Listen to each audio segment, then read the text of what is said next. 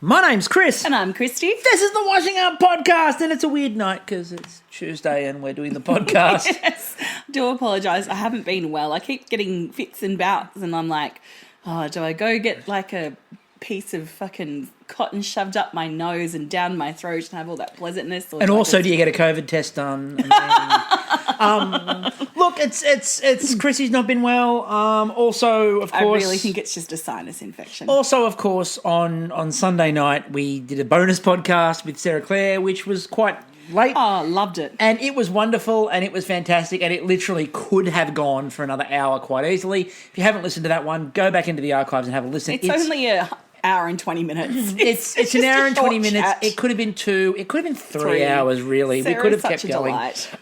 And we had a lot of fun. And for those people listening going, that first half hour, you talk all over it. First of all, there's an hour 20. Yeah. She gets plenty of time. And, we're not professionals by any means. And it takes a little bit when you're doing this remotely without visual on each other. It can take a little bit to get used to the patter for everybody. Exactly. And we all got there. Yep. So keep listening. Keep listening. Trust me, it's a really good episode. And Sarah reveals her knowledge of Katy Perry, and we'll leave it. We'll leave it there. But that might be my favourite story in the history of the podcast. So It's a Tuesday night, which is unusual, and it also sucks because it means we got 3 lots of TV to do. We'd normally do that on a Thursday. So we've got 3 lots of TV to do. And more importantly, I'll get this out of the way right now. Mentioned it on Twitter. It's an anniversary podcast. It's our wedding anniversary. Look at us all married and shit. It is. So I'm not a Mrs. though. I'm still a Ms. Because quite frankly, I'm not changing my fucking name again. I didn't ask you to. No, I didn't. We literally never had that conversation in terms of I want you to. I was like, no, please don't. No. I like my last name, Stamford. It's good. It's kind of fancy. It sounds esteemed. It does. Sounds fancy. It sounds like you'd own some hotel chains. Apparently, according to Google, what it means is Stony Ford. We were essentially... You had a car made out of stones? Yes, that too. But essentially, we were toll collectors. We'd go and build little fords, little stone bridges through rivers for people to go across and then charge them a tax. So this is why one of your favourite lines in the history of film is a roll is a roll and a toll is a toll. And if we don't get no tolls, we don't get no rolls. Made that one up myself.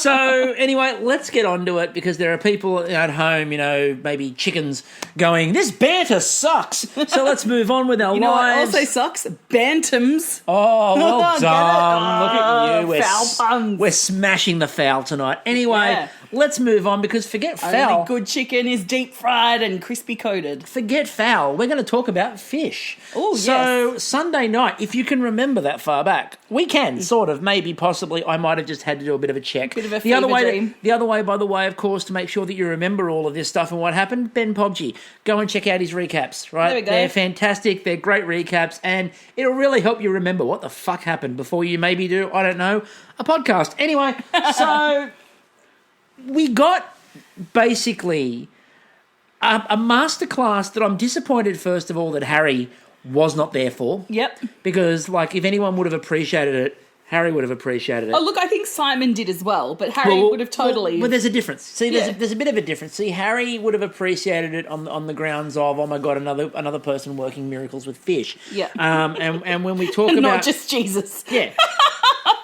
Exactly. And when we talk about the idea, Josh Nyland came in and, the idea of a fish butcher, and sure enough, he was true to his word. It was absolutely breathtaking watching it. It was half an hour of television without a cook that I have never been happier to watch half an hour with nobody cooking a damn thing. His knife skills were just amazing to behold. And so, while Harry would have loved it, Simon obviously was really paying close attention. Yep. Because Simon... We all know Simon's history with fish. It's not very good. And I mean, even this season it continued. That first outdoor challenge. Once again, Simon with the fish. He starts cutting it and everyone at home just goes, oh no, oh no. But, everyone in life has their strengths. And in Simon's case, it's vegetables and their weaknesses. And in Simon's case, it's fish. So... he's a vegetable guy. And we're just a king of vegetables, and we just need to appreciate that. So we opened up where you had to name the fish. A lover of cauliflowers. We had to name the fish. And what I thought was really funny about that was... It's a bit disappointing for me that Khan, and I tweeted this out, and then he sort of tweeted it out. Emperor of eggplants. Anyway, it's a bit disappointing that Khan hadn't had. He tweeted this out. Conquistador of carrots. Anyway, it's a bit disappointing that, like, I tweeted it out. Khan tweeted it out almost at the same time. It was great timing that Khan wasn't playing Animal Crossing at this point because his knowledge of the fish would have been so much better. That's a sea bass. No, it's more like a C plus bass. Okay. You know, it's and then there's all, you know, every fish they catch, there's a pun attached to it. And, like, it could have been a way for Khan to remember what the different types of fish were. This is a yellow perch. Those yellow birds have to sit somewhere. This is a dace. I hope I have some space. Like, Khan could have got all the fish right if he'd just been playing Animal Crossing. Luckily, he's boning up for Turnip week. Back to win. Yeah, turnip week. Khan has got this. It's nailed on. So you had to name all the fish. I thought. I mean, the one that I felt really bad for at one point was poor Laura. So when they're naming it, and Reese gets one wrong. It was the sand something or other. He called it a sand something or other, and it wasn't a sand something or other. And then Laura came up and named it a sand something or other. So the same thing, and you saw Reese go, "That's what I said," and she's like, "Did you? I missed that." It's the kind of shit I'd pull. So we had Khan, we had Reese, we had Emilia, we had Laura. And Tracy. And far more importantly, we had Tracy. Poor Tracy. And on one hand, I'm going, yay, screen time for Tracy. On the other hand, I'm like, ooh, this doesn't bode well. No. And especially then when Tracy was talking about the fact that fish wasn't necessarily her strong suit, I'm like, oh no, this is not what I had in mind. Yeah. But we had, at this point, the drinking game pops up. And the drinking game pops up. And we popped one thing on there. And the last couple of nights has been a big couple of nights for the drinking game. I do hope everyone's livers are going well. So I'll cover all of them now. I mean, obviously we'll get to to last night's episode shortly, but I'll cover everything we've hit. Reference to COVID and lockdown. Yep. You better believe it. Kingfish. You better believe it. Multiple times. The Vespa. That was a brief... Have we seen it? I don't think we've seen it yet. Yeah, on Sunday, I'm sure we saw a little panhandle. We didn't see it last night, I don't know much. Shot. But no, we didn't see it last night. Beetroot, definitely. Poe in peril, definitely. Literally, she nearly killed herself. Yuzu. We saw Yuzu, didn't we? But we didn't see Matcha. Yeah. Hibachi, yes, we have. Someone scraps a whole dish and starts again. I'm looking at you, Mr. Pang. Not his fault. Can't fuck the octopus. No, he didn't fuck the octopus. He fucked up. He fucked up the octopus. Different. Complete. That's a Troy McClure statement, that one. I'm going to SeaWorld. Anyway, basically, they then cut a kingfish up. Oh, in like a lamb. It was incredible. Now, he did mention that it was, I think, a Japanese technique that he'd learnt. But, oh my, like the skills on that man. Just the speed. The way he treated that fish. And again, I've never seen Twitter so happy with no one cooking. Yep. Like normally everyone, like we're all whinging and we're normally some of the first to do it, of come on guys, this is a cooking show. Now, there was a point where I did mention that in this show they basically did half an hour of cooking to an hour of not cooking. That was a problem because the judging didn't need to take half an hour. No. The cook took half an hour. The first bit, though, I had zero problem with this taking half an hour because the knife skills, the ability to work with the fish, the way that Josh Nolan worked with the fish, everybody was absolutely captivated. And I've never seen a reaction of people like it. Imagine being at his birthday, though, and they're like, time to cut the cake. And he gets out and he's like producing a shank of a cake and butterflied the cake. He manages to take the cream out of the middle without destroying the outside at all.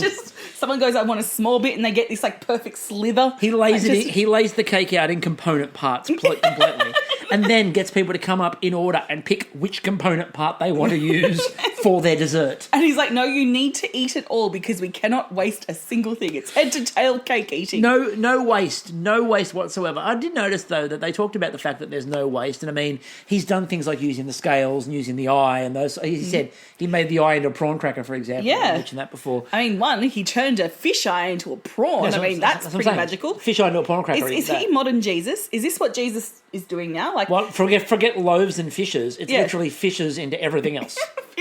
Fish into shanks. Fishes do everything.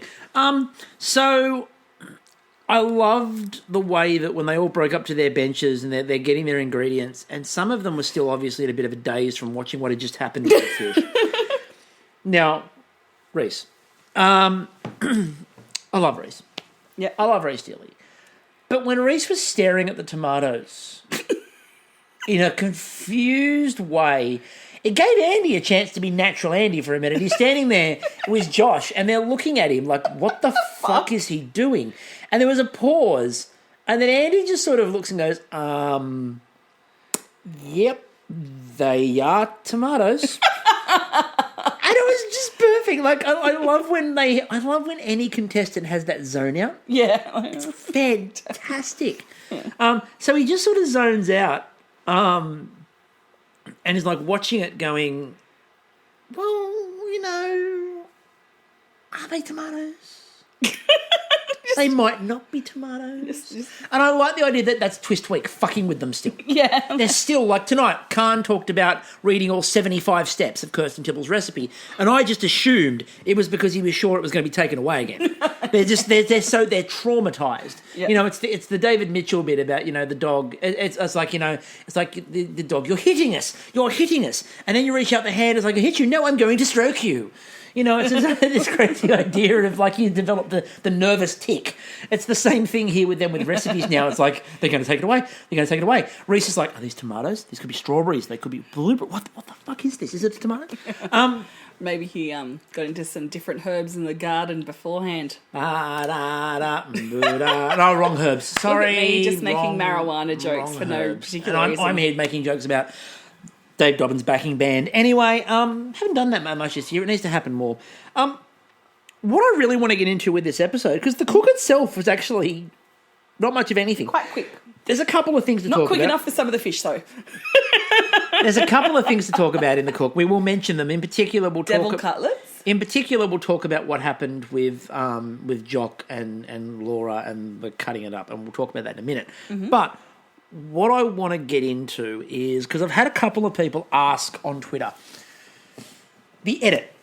Yeah. Right. So on Sunday night, about halfway through the show, I kind of tweeted out to everybody, Tracy's gone.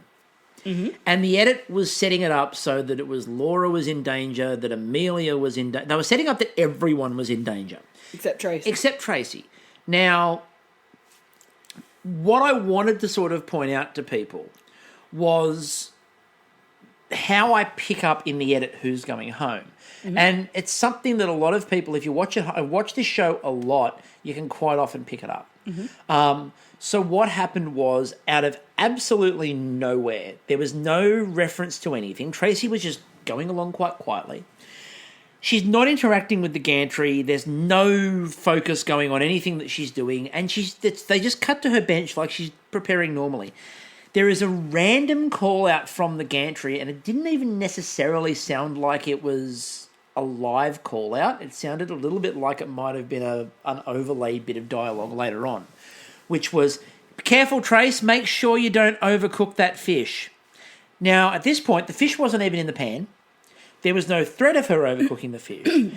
They hadn't even teased that she might overcook the fish. Mm-hmm. And then this bit of dialogue comes out of absolutely nowhere. And the second they yelled that out, I went, Tracy's going home.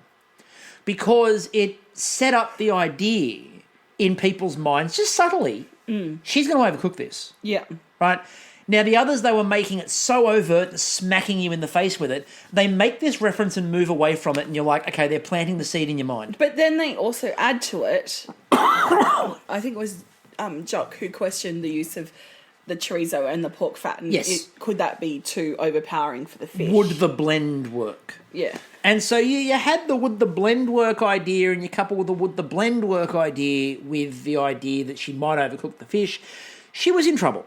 Mm-hmm. Instantly from that point on, she was in trouble. Now, they tried to distract by having the drama with Laura. And I say drama because it was quite incorrect. It wasn't drama at all. Jock walks over. Laura has cut the fish pieces, you got the cutlet, in half. Yeah. Because she's like, I can't cook all of this. It's not going to work properly. Mm-hmm. I'm going to cut it.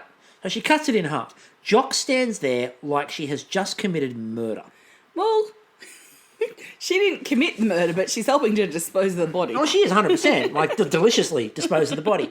But Jock stands over her and, like, gets angry at her about the fact that you've just hacked up this beautiful piece of fish. Well, wouldn't you be if you got promised either a whole steak or half a steak? Wouldn't you want a whole steak? It was still fucking huge. But again, Like, it was massive. it had to feed 4 of them. But Like, you know, she's cut it in half. It's like I could have had an extra part of that and you just denied me. But what I want to point out is Jock's like, that's possibly going to hurt you. I think this might be a problem with judging. I think this might be a problem. This could be the thing that sends you home. This might be the thing that sends you home. Then when they cut to judging and they bring it in and put it down, and Jock mentions the fact that she cut the fish in half, and Josh goes, oh, no, that's not a problem. That's actually quite smart because there was a lot of fish to cook. She's actually done a really good thing here, and that's quite clever. And I'm just sitting there going, so none of that was actual drama. No. Josh, the guy who's the expert in fish, is like, no, that's actually the smart thing. Fine. What she did was no problem. It's like, no drama. And you're like, oh, Move for on. fuck's sake. That was absolutely pointless. So Laura made the kingfish tail chop, and it looked really nice. It looked good. I'm not a massive fish person, but it did look really, really nice. Yeah. Now, Emilia had a bit of a close call in terms of, like, trying to perfect her cooking. Yeah. She was worried about how cooked it was. She managed to get it pretty much spot on. Yeah. But then we did have some overcooked fish. Reese overcooked the belly. Yeah. And Just it looked chalky. Like you could see the texture on it. Wasn't flaky. It was chewy chalkiness. yep, Khan managed to have his redemption fish. Thank goodness. Not redemption dish. Redemption fish. When you come from the land of the ice and snow, that's immigrant fish. Anyway, no, he had his redemption fish. I was going to do a redemption song and I went immigrant song anyway. Don't care. Yeah, he had his redemption dish of that fish dish that he did at his semi-final when he went home. Mm-hmm. And as they said, he balanced the broth quite nicely. He didn't completely overcook the fish. Yeah. Why he didn't overcook the fish is really simple. If you go back and look at the semi-final that Khan went home on, he burnt the fuck up. Look, there's a lot less char this time. A lot less char because it was cooking in the broth. Yeah. So we ended up with sort of Tracy fucking the flavours and because fucking the fish. It was interesting because She fucked the fish more than Troy McClure has ever fucked any fish in its life. Now, where I did feel bad for Reese, though, was that he got one piece of judging that I think is the harshest piece of judging I've ever heard. Sorry, Reese. Just having a giggle. When they went, I can imagine that being a delicious dish.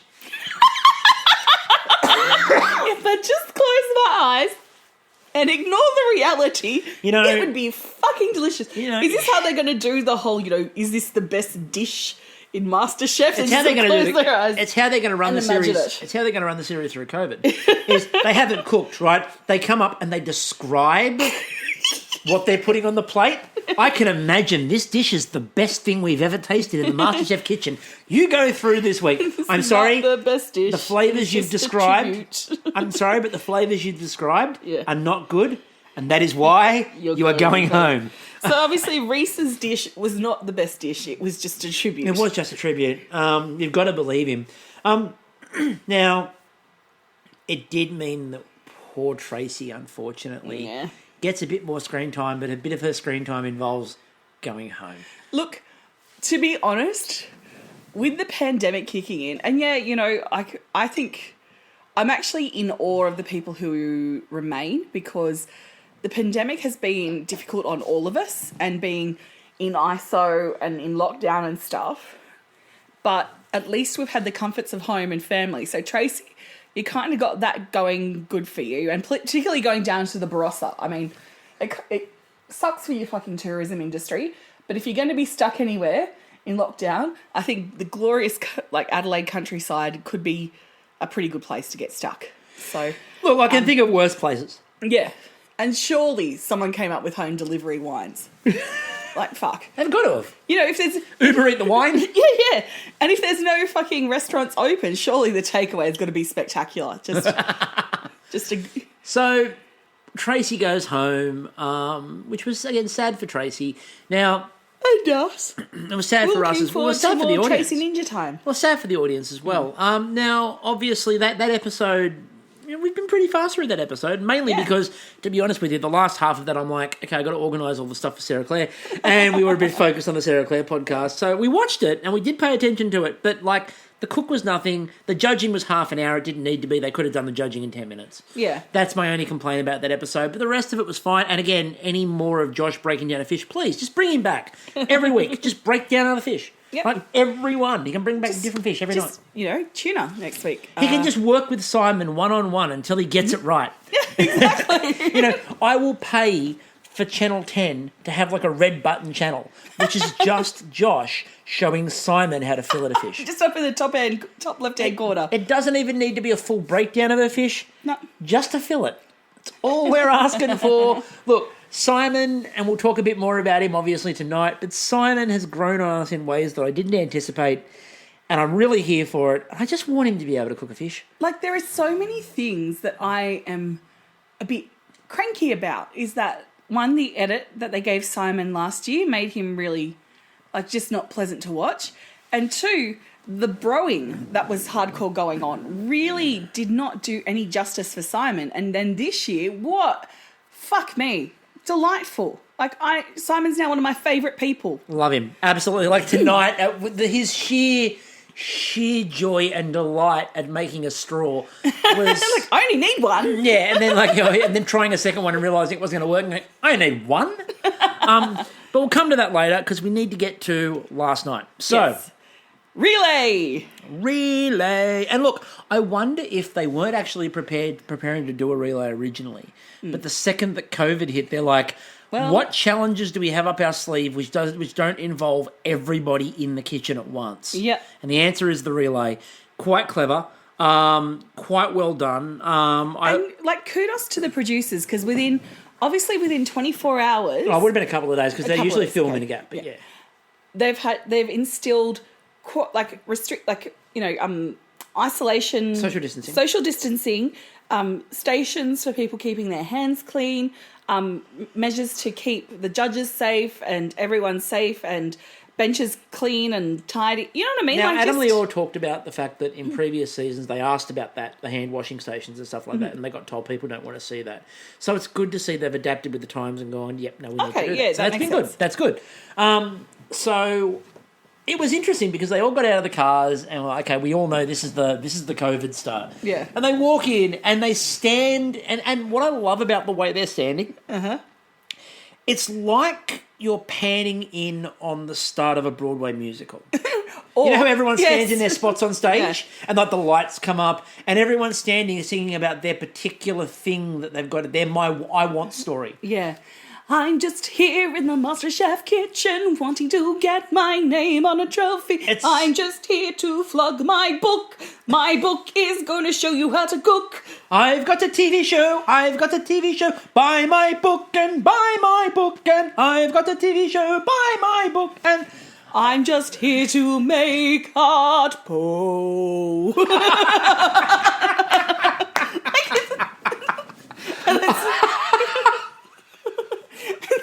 Whoever the main protagonist is. I presume it's Jess, Reese, and Brandon. They're the triumvirate. It's their I want story. Their I want story, you know. And like Jess is like, I came here, my hero Ranald is here, and he doesn't even notice me. How can I make him notice me? And Ranald then walks across in front of her, doesn't see her, and sings his bit to the audience instead. And she's like looking over his shoulder trying to... I am the only talented pastry cook in this place. It's time to show you. And he disappears in a cloud. A liquid nitrogen cloud. We've done Masterchef the musical a few times, but I feel like we've never done it like this. Yes, and then it's Jess's story of being, of being insecure and thinking that she's not as good as Ranald. And like those, it's mostly fantasy novels. It's like an Elle Wood story, it's like Legally Blonde. She kind of shows not only is she worthy, but she's actually better. And, And obviously then... Not that I think Reynolds like a jerk. So obviously then last night's episode was a little bit like in a Harry Potter book where Dumbledore's gone. Melissa Leon. And everyone else is Yourself trying at to the bravely Ministry of run. Magic. Everyone's trying to bravely run the Masterchef Ministry of Magic, and it's sort of going. Well, Jock does soon like Professor McGonagall. He does, and then amazingly enough, the next night, Dumbledore from the ashes returns to save everybody. Like, I think we've got this. Yeah. I think forget Cursed Child, we're in Masterchef and the COVID Child. So I now want to make Andy Professor Trelawney. Ooh, I see in the future. It is your dad, your doom. yes, Masterchef and the COVID Child coming to you. So they all come in, but they stand in those positions, which looks again to us now fairly normal, actually. But at the time, I can only imagine how weird that would have felt. And they also Other thing that popped into my head, you know, when you see like the old-fashioned like exercise videos, like people doing their calisthenics, like you know, do and bend. That was 2, the judges. 3, 4, swish. It's all I can see now is Mr. Burns doing his Iroquois twists. 10 hey ya ya.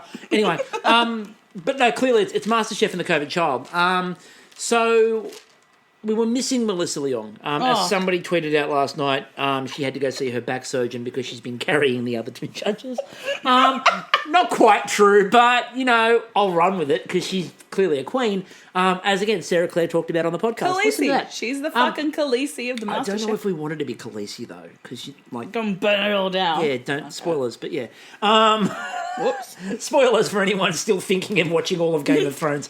Please put that into the... But what a spoiler warning. It's too late. You got 48 hours. It's been a little bit longer than that. It's been, well, this month has been 9.5 years. So we had obviously then no Melissa last night, as she said she'd had a bit of sinusitis, went down and got a COVID check, which is just responsible. It feels so poignant, Melissa. Like, you and I have this bond.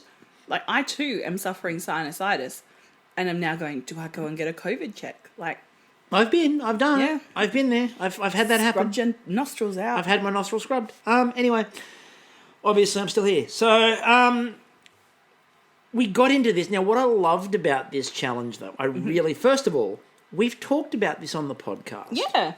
So again, thank you, production. We've talked about the idea that they should have a challenge where they have to use a certain piece of equipment. And ta-da! But miracle of miracles. Next challenge, I'd like to have Jason Momoa half naked, just standing, posing around the MasterChef kitchen. Look, I need to get you an anniversary present, so I'll allow it. Chris Hemsworth there too. You know, just some Again, Thor you need and Aquaman action. Again, anniversary present. Throw in Gal Gadot and we're there. I'll allow it. Okay, Bit so of Lucy Lawless, why not? anyway, we can stop now. So That's what you think. So you had to use the piece of equipment at your bench, which was great. And I mean, and look, to be fair, one of them got the bloody Kenwood mixer, or the Breville mixer, which has a billion attachments to it, and is literally a kitchen in one appliance. And by the way, no, I'm not sponsored by them. I have a KitchenAid. I've shown people. Everyone commented on the fact I have a KitchenAid. It's purple. It is purple. KitchenAid don't make the rest of the things in purple, and that sucks. Anyway, Like, we celebrate our anniversary today, but you should see what he does for the anniversary of the fucking KitchenAid. Like, I get seafood, but fuck, that thing gets spoiled on their anniversary. You're not complaining. No, I'm fine. You're fine with that. Anyway, so what I loved as well was only the first people were clear on what team they were on. The rest of them were going to draw out of the bag As you go. Wasn't that fun? So we had a couple of moments of this that were fantastic. So they all set up at the start, and look, the start was okay from everybody. No one really butchered the start. No, and I have to... Reynolds went against what I was expecting him to do. He really set up his station to pander to whoever could come after it. He didn't try and go psycho Reynolds level. We've talked before about... and he was probably thinking, look, if Jess or Emilia follow me, it wouldn't be an issue. But we've talked before about the smartest way to actually do the relay challenge is for one person to build the first element and make it something that you can build anything off. Yep. And go, I've done one element. Now Poe didn't feel this way, and we'll talk about Poe in a minute, because this challenge, look, in all honesty, Poe sucked at this challenge. And we talked the other day that Poe was an avant-garde artist. Yeah. So the last thing you want to do with an avant-garde artist is make them have to work as part of a team. And so Sarah sets everything up. Yep. Sarah Tiong sets everything up. She goes outside. Poe comes in. And Sarah's first question when she looks at the screen is, what is she doing? Yep. Why is she doing that for? Sarah deliberately set up so there was only like a part of an element for the dessert so you could do whatever you want. Poe immediately complains there was only one part of that done. And it's like, here you go. You've got the perfect opportunity, Poe, to go... Because Sarah's not the dessert queen, as we know. Like, she's not... That's not her strength. Her strength lies in other areas. Poe comes in, who could have gone, okay, I'm going to fucking, like...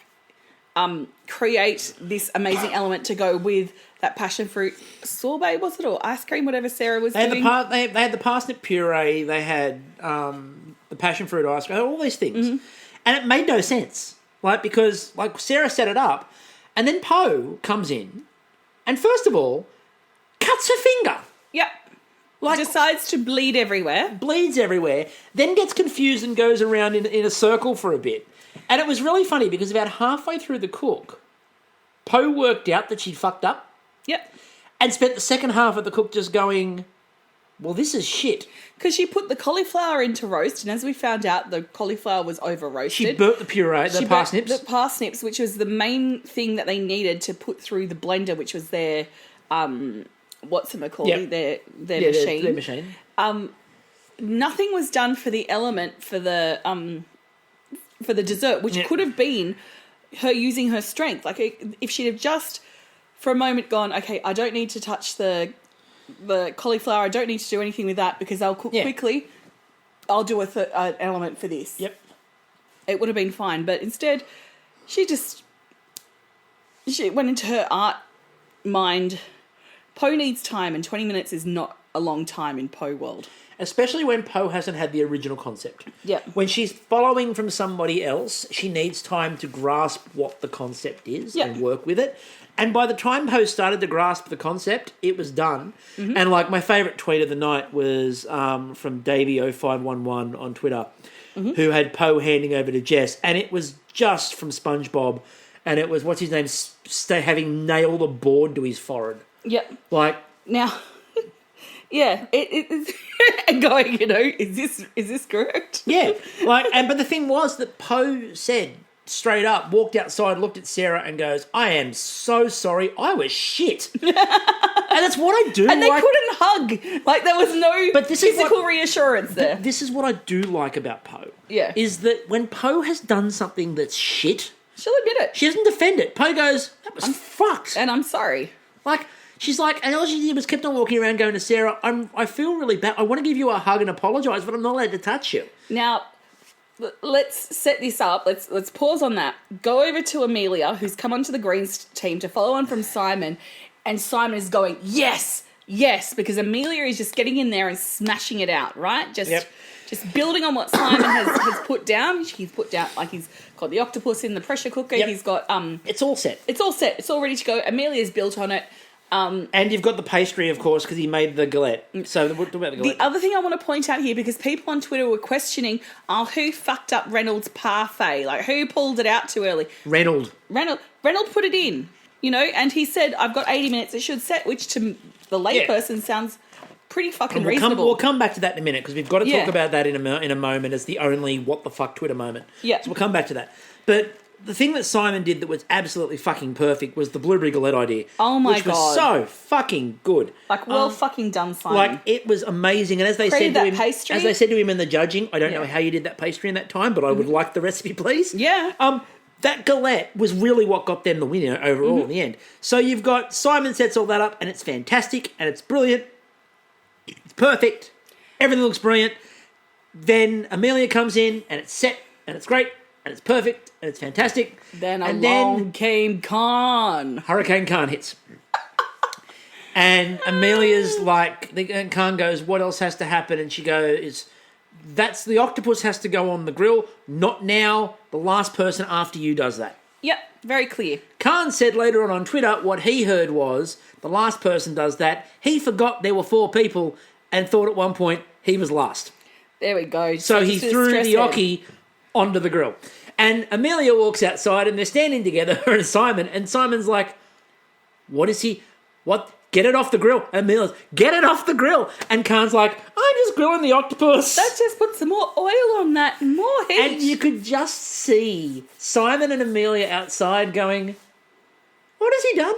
Oh, dear. What has he done to our dish? Yeah, so it was just... And then you had Mr. Pang, Mr. Pang. who rescued everything.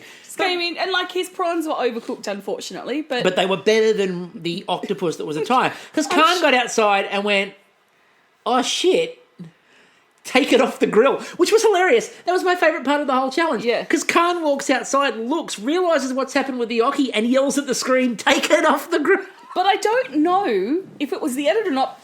But like, no responsibility taken. No, I'm really sorry, guys. I fucked up. I think it was like the edit. Poe. I'm pretty sure he would have gone. Because like Poe's like, I'm so sorry. Yeah. Khan on the other hand is just like, Oh, well, that happens. Shit happens. Whoopsies. No. Jess, though, fucking MVP of the blue team, she comes in and she's like, oh, Mr. Hart, what I miss? Can I also just say that some of the celebrations, and Jess and Reese in particular have both been pivotal to this. Yeah. Some of their celebrations, like Jess did the pivot in the garden, Yeah. clapping and applauding.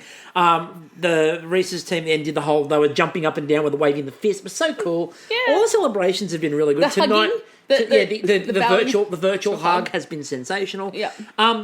I loved when Callum came into the blue bench at the end, though, because Callum got into the blue bench and made the most accurate statement of the series. Looks at it and goes, I'm not quite sure what's occurred here. Yes, there's a lot of good elements, but I'm not sure what's occurred here. And Jess had tried to rescue it and obviously done a decent job of rescuing it. Yeah. But Callum is still picking up the fact that something's gone horribly wrong. And the bench was chaos. It was. There was like a trail of blood. There was just flour everywhere. There was Band-Aids just dripping from the ceiling. A random donkey walking through. A drunken man, having a bathing in wine. It was chaos. It's like a Roman orgy. So we do now have to talk about the red team. So Yeah. the red team, everything was just working. Yep. They Tessa did came in. everything perfectly. You could just see. Tessa had a really good night. Everyone on Twitter suddenly went, holy shit, Tessa's good. And everyone went, yeah, we know that. Yeah, Right. it's Tessa. She had a really good cook, and then Laura had a really good cook. They were all on You fire. can just see Reynolds' face when he's seen Tessa come in and just like him relax going, okay, we're good. And then look over and see like what Poe's doing and going, We're really good. I really fucking And then dodged a bullet. so then Laura comes in and it's great again. And then Yeah. Reese comes in. You're like, well, this is a perfect handoff, and Yeah. they're going to just walk this challenge in. Mm-hmm. Now, Reese got a bit swept up because everybody in this series, the hibachi has been the thing. Now, Reese admitted, by the way, in the challenge, he hasn't used a hibachi. Oh my god, Reese. So now, obviously the perfect Well, they time. said to him that they wanted him to use the hibachi for the fish. So Reese is like, okay, how hard can this be? And the problem was, though, you've got to be very careful with your temperatures. And the hibachi was boiling. You could see the flames jumping. Yeah. And Reese comes in and does what you'd expect. Gets the fish, prepares the fish, throws the fish on the hibachi, and you can instantly hear everyone going, that's way too hot. And you can just see the fish immediately starting to char and burn, and you're like, oh no, it's going up in smoke. It's Khan's dish. Khan 2.0. Reese notices, panics, and goes, I'm taking it out. So he pulls it out and goes, I don't trust myself with the hibachi. Yeah. I'm going to use a pan. Mm-hmm. And he did a really good job sort of trying to do it, but the hibachi had a bit of an impact on the texture of the fish, which was a problem. But it wasn't as big a problem, it turns out, as the parfait, which Reynolds had done.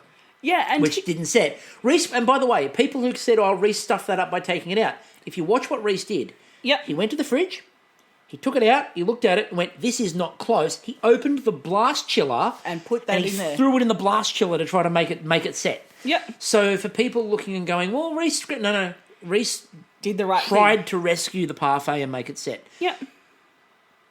Having said that, the only thing I want to mention that was a negative from this came at the end of the challenge, and it came from, again, there's a group of people that have decided that it doesn't matter what Laura does, she's evil.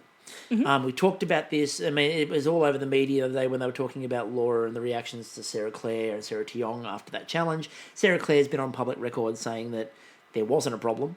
Yeah, and I think it was something that we were going to touch on when we spoke to her, but we just didn't get there because there was just so much. We didn't get there, and more importantly, we didn't need to. She'd mentioned it a few times, but there was nothing to that at all. There wasn't any name calling, and everyone was quite happy after that in terms of no one thought that Laura was being horrible or nasty at that point in any way, shape or form. And then the two people who everyone went, they've obviously got to... No, they weren't. They weren't insulted. They were fine. So they didn't take it that way. People have just decided. In this challenge, they come running in at the end. And obviously Team Red has been cruising.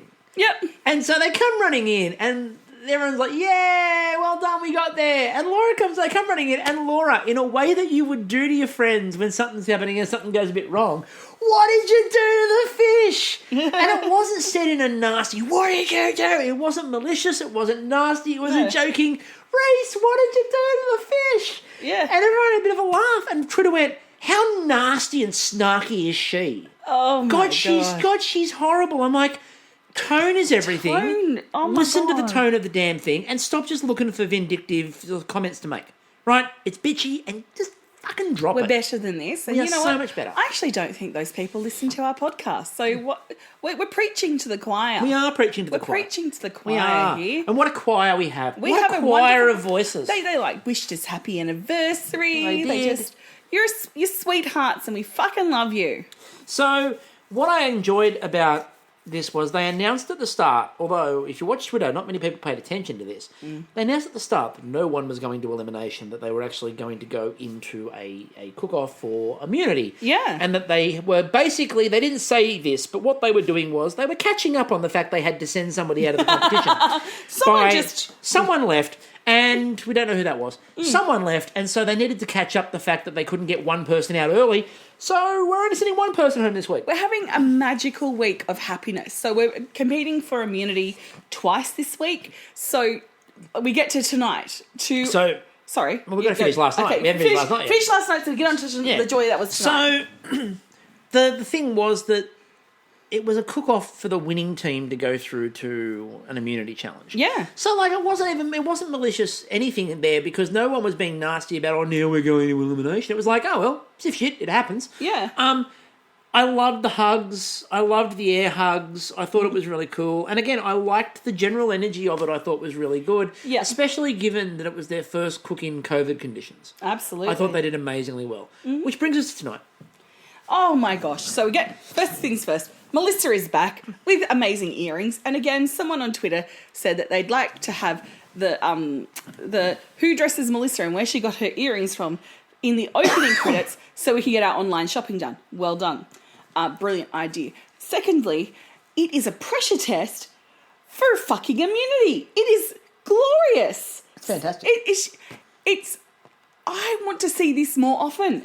Now, I know that somebody out there is going to get whingy at us on Twitter and complain about what I'm about to say, because like, your show's not that important. Fine, No, you're right, we're not. But what I will say is we've said for the last couple of years that if you do the first week of Masterchef with no eliminations, Just positivity. people will get confident and be prepared to try stuff. We've said that the reason why people default is they default in challenges where there's a chance they can go home. Absolutely. Because they're protecting themselves. It's self-preservation. It's a human reaction. It makes perfect sense. You don't want that reaction. Give them some time where they can cook, and we've seen that. Positive rewards. We've There's no seen that this consequences. year in the mystery boxes where people have been going, well, I'm going to cook something because I can't go home. Like, we've seen people like Reynolds, like Jess. Jess has done really well being too. really inventive. Like, just, it's great to watch. And Poe just go, what am I going to do with this? I'm just going to use all the ingredients. So what we got tonight was a pressure test, but with no negative consequences attached. Oh my gosh. It was a delight. And it was amazing because it was, first of all, we have some issues on this podcast with Kirsten Tibbles. You've got to say that. In what way? Her being used as a barrel girl last year. Well, not last year. I'm talking about the fact that she had the Barrel Girl Challenge, which sent Huda home Oh, that's the chocolate right. wheel. Oh, sorry. I need to remind you what our problems are with Kirsten Tibbles, don't I? You know me. I like to block out the nastiness in my life. By the way, if you go back and listen to that episode when Huda goes home, some of Kristie's finest work, several cocktails to the wind. And you expected me to remember all of that. I did. So anyway, last time really that I paid attention to the Kirsten Tibbles thing was when she was on with the chocolate wheel, which was absolutely pointless and useless. And that was the challenge that Huda went home on Cake Pops. And it was also the challenge that they essentially turned Kirsten Tibbles into a fucking barrel girl. Oh, look, here's the wheel I made. See you later. White gelatinous Lamington, anybody? Anyway, be that as it may, I was terrified. I was absolutely terrified. I shouldn't have been, because what they produced tonight was fucking sensational. And we saw someone like Brendan who's like, I have never tempered chocolate before. I really don't know what I'm doing. Gaining skills and kicking it out of the park. So just loving it. So this watermelon, that she made. Yeah. There were a couple of elements. Well, 75 steps, as Khan said. You had a white chocolate shell. No velouté. It was domes. We didn't mention the velouté. That's a legend. Yeah, there was one legend that they could have mentioned. Well, they kept. I didn't mention the fact, but in every ad so far, they keep on talking about 7 MasterChef legends, 12 MasterChef. Enough. There's only one real legend. We keep saying this. Couple. It's John, white chocolate velouté, Nathan, for Nathan. That's it. They're the legends. Mm-hmm. Legendary status, cannot be touched. So I liked at one point when they were talking about there's several pressure points to this challenge. Mm-hmm. The answer is everything was a fucking pressure point. Like if you don't get the this white correct, chocolate domes, which had to be dusted with the raspberry. They said madeleines, but they're not really a madeleine because a madeleine is a very specific shape. It was a cake. And True Chris on Twitter, who's our local French correspondent, said not madeleines. Yep. And you know what? They weren't even in lines of 2. They weren't, and the smallest one was definitely not a madeleine. 100%. Saying. No, she was not attending a small French public school. No, with her friend, Pepe. No, exactly. Pepe? So, but the pressure point was... Was it Pierre? Anyway, you had watermelon jelly. Yes. You had watermelon and vodka jelly, which can't be useful. I wonder if that bottle of Absolute found its way back into the pantry or if, it just disappeared. I suspect. Look, it's the beginning of quarantine. We all know what needs to happen to that liquor. I had to go home. And now I'm going to be wondering if they're going to be doing bag checks before people... Oh, my God. I've told you how I used to steal Absolute vodka, but in a good way. Yes. But not so good way because I was underage. In a good way. She used to steal it for the poor. Us being the Povo students. Yes. So my dear friend Emma, whose dad was, I think, second in charge of the Sydney Film Festival in the 90s, we would go and visit them at their office. Now, at that time, the Sydney Film Festival was being sponsored by Absolute Vodka. Now, this, kids, is how you get to hang out with the cool kids when you're a nerd at school. You bring the booze. So we would go in with our school backpacks, and while one of us distracted the adult in the room, the other would go to the barrel they had, this big bucket full of Absolute Vodka that was there for free for the employees to take. Now, we just snaffled a couple of them, and boy, oh boy, did we learn how to mix vodka with everything. Nice work. Yeah. It's impressive. So doesn't work with Milo, just have to say. No, I couldn't imagine it would. No. So you had to do a lot of shit. Yeah, I did invent a drink though. It was vodka and orange. I'm going to call it orange and vodka. Sorry, that's an office reference. Anyway, so they had 10 kilograms of white chocolate, which did again spark up the debate on Twitter as to whether white chocolate is real. It's real. I it's again just said shit. yes, I'm a fan of white chocolate. It's all yours, Now, babe. if you're talking about ruby chocolate, different story. Blech. Ruby chocolate is the greatest abomination on the history of the planet, and should be removed from the lexicon. It's not a real thing. No. Ruby chocolate is disgusting. Anyway, now that that's been out of the Please way, tell us what ruby really- chocolate or carob. I mean, I'd probably take carob over ruby Whoa. chocolate. That gives you an idea call. of how little I care about ruby chocolate. I would take carob first. Wow. I thought that we got a couple of interesting parts from tonight's challenge. I thought there were a few interesting moments from tonight's challenge. Yeah.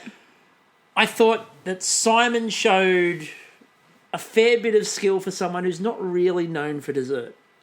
He did. Like, I was quite impressed with him. Like, I think all of them, all four of them, went into this challenge knowing that it was an experience that they wouldn't normally ever get to have in life. One, cooking in front of Kirsten Tibbles, but actually having a go at one of her recipes with all the instructions there. So, and I think that they, like Simon and Brandon and Emilia, who could just fucking fart it We'll out talk about of the butt. Emilia in a minute. And Khan. Khan, all went into this with like some reverence, and I was here for it. I thought, we've got to remember as well, Brandon had cooked for Tibbles before because he was in the challenge that Huda went home in. Yeah. Oh my God. So no fucking like and so was flashback. Khan. And so was Khan, I think. Really? I'm pretty sure. Oh. So I know for a fact that Brandon was because he used coconut and that was where they when Huda had used the flavours and it was cinnamon and Huda had used the flavours and Brandon used the flavours and they said that it was subtle that he'd used them and it was beautiful and that Huda didn't use enough of it and it's like what anyway I'm still bitter I'm glad you can remember. I've just blocked that all out of my life. But I thought that Brandon I thought did a good job, especially for someone who's not really that desserty. Yeah. I thought that Simon had a red hot go at it. I thought Khan, I've never seen anyone prouder of anything than Khan of his spheres. Khan was happy with his balls. And like, again, as he tweeted out, it's the little moments. I thought he'd have more skill though with balls and latex. Like just stuffing that balloon into the ball and then dipping it. I just felt that it, like, where's your skill, Khan? You broke the ball. Anyway. So what then happened was we could go on about everyone else's, but we've really just got to talk about Emilia. Mm-hmm. I've been a massive Emilia fan the whole way along. I was a massive Emilia fan in her season. I wanted her to win her season. It's the first season I can remember really sitting there and wanting someone desperately to win. Yeah. And I was really disappointed that she didn't. I was so happy to see Emilia get this moment. It was a chance for her to showcase her skill and her passion. Like she didn't blink at any point in time. She just didn't, except for being unable to tie a balloon. I love the idea that her whole challenge could have been undone by not tying a knot in the balloon. What she needed is one of those, the pegs that you can get when you hire a helium balloon tank. Yeah. Not that you do that anymore because birds and seafood, sea animals die. Oh, it's late. Anyway, I'm not well. Anyway, moving right along. The most compelling. You'd prefer your seafood dead. It wouldn't be fun to have to go chasing around a fucking lobster in. I'm glad the seafood that you bought for us for our anniversary was dead. I mean, maybe not the oysters, but I think they were because they were quite cold. Definitely the prawns because they were butterflied. But okay. Anyway, sorry everyone. Straw making. Yes. I did not know that straw making would be so engrossing. I know. Amelia, for felching. What I love, they'd melt. I knew you were going to get there. She's not well, people. No, in more ways than one. So Amelia, what I loved was Amelia made her first straw and she's like, no, I can do it better. So she made another one and they're like, oh, that's great, Mills, that's great. Then she does it again. And you can almost see the gantry going, you're right, we get it. You're fucking amazing. You can stop now. She makes another one. I was like, oh, for fuck's sake, Amelia. And she's like, I really want to make a better one because it's too big. Simon does the first one. Bubble tea. Don't want a bubble tea straw. Simon does the first one. And someone put it out on Twitter. Jock had no fucking idea what bubble tea was. I know. So Simon makes the first one. It's perfect. Like, yeah! And then he does the second one and it doesn't go quite as well. And he's like, I only need to make one. Then when Brendan did his one, I loved Reese's call, yay, you're a chocolatier. And I'm just like, that's fucking gold. Just Jess and Reese dancing in unison, arms up and down on the gantry for Brandon. It was so cute. Just a little dance. I'm doing it right now. I shouldn't do that. And so then when Khan was trying to decide to get the spheres out early, so Khan's taking the spheres out, and again, Kirsten Tibbles just gave really good life advice. Don't bang too much. Good life advice, people. Good life advice. We then sort of, everyone took the spheres out. We got the how to do it and the how not to do it. So we got the how to do it, which was Emilia gets hers out. They're perfect. Joins them together. They're perfect. After the balloon tying thing, just puts them back together. Does it again. Perfect. Dips them. The colours go absolutely exactly to what Kirsten did. Khan, who had perfect spheres, remember, dunks the first one. Snaps. Dunks the second one. Snaps. He's got one left. It breaks. Khan is going, oh shit. Now, first of all, Kirsten was really good with him in terms of support. And then Jock comes over and he's like, no, you're going to fucking do this. Yeah. You got this. You're good at this. You're the king of the last minute. Which Poe on the gantry is going, excuse me. Hello. That's me. I'm the queen of the last minute. There's only one of us. Yeah. But Khan took a breath and went, no, you know what? I'm going to fucking serve something. I'm going to use the excess white chocolate. I'm going to remake that and I'm going to use patch it. Yep. And what Khan made was the most beautiful Ninja Turtle on the in the history of MasterChef. I was waiting for Master Splinter to come up and adopt it. Indeed. It was gorgeous. Just Shredder to enter and Krang, just like, I'm going to get you. I do highly recommend, though, go and find the MasterChef GIF. Just retweet it. Of Reese. I have retweeted it. Excellent. Find the MasterChef GIF of Jess and Reese just sort of COVID dancing, cheering on Brendan. Those three are fantastic together. You know, what I am worried about. Well, first of all, before we get to the judging, what I really loved was they finished a really bad, really hard challenge, and everyone was great. They were so happy. Exactly, and it just was. I think it's such a relief. Like, I can remember when the kind of COVID brick dropped, when we all realised, because like I work in the healthcare industry on the periphery. And my co-worker and I, who've worked in health for quite a long time, are sitting there going, I don't see what the big deal is. You just wash your hands, you keep aside. And then as the days ticked on, I can remember sitting there on the Thursday and I said, I don't think we'll be back in the office. I'm like, I don't think this is going to happen. And lo and behold, you know, next day it was pack up your shit, you're heading home. Like, and you suddenly start to panic because you see what's going on over and you're worried about your loved ones. It was a heavy time for all of us. And here these guys are, you know, being on a TV show that's actively filming, and it's kind of like, and coping in this beautiful way. And look, I mean, it was good. It was really difficult. Again, you know, people were worried for their loved ones. I was panicked and desperately terrified about the KitchenAid. I thought that. I mean, what was I going to do? Here I was worried about you and your fucking asthma, and you're like, oh, the KitchenAid. Well, if it broke down, we couldn't get it fixed. Like, I couldn't get that repaired. You could have done. Was allowed. Yeah, but you could have done an online course to learn about how to repair it. That's the beauty of I know lockdown. someone who did one of those to try to fix it. Didn't work. Granted, they were using their KitchenAid to make industrial quantities of cake. Hi, Monica. By the way, there is a picture again on Twitter. If you go to our Twitter at The Washing Up, you will know that, of course, though. There is a picture of our wedding cake, which was a Monica from Bake Off inspired cake where she Moorish cakes. Yes, Moorish cake. She made the Bake Off shed as a cake and for our wedding. It was delicious. It was orange poppy seed with a contro syrup and Italian meringue buttercream. Oh, so delicious. Take me back there. Anyway, but unlike Jock, unlike Andy, we like cake. So I feel like social distancing might have destroyed the round table. I don't think we're getting that back. Now, a lot of people are, but maybe no, that's only because they had the fourth judge. No, well, it's because they've got to sit distance now. Yeah. The round table, unless you added a lazy Susan and had a really large fucker. Like King Arthur. They could like with the hole in the middle. No, fuck and they're that. just around it. I've got a better one. What? Lazy Susan in the middle of the table. Ooh. Camera on the lazy Susan. Yes, you get like a GoPro. You get that 70s show. You know when they're in the circle? They're all getting baked, but they're all getting eaten. They're all eating. Yeah. Right? So you've got that. Well, not getting eaten. That's a different show altogether. MasterChef up late. Yeah, up late.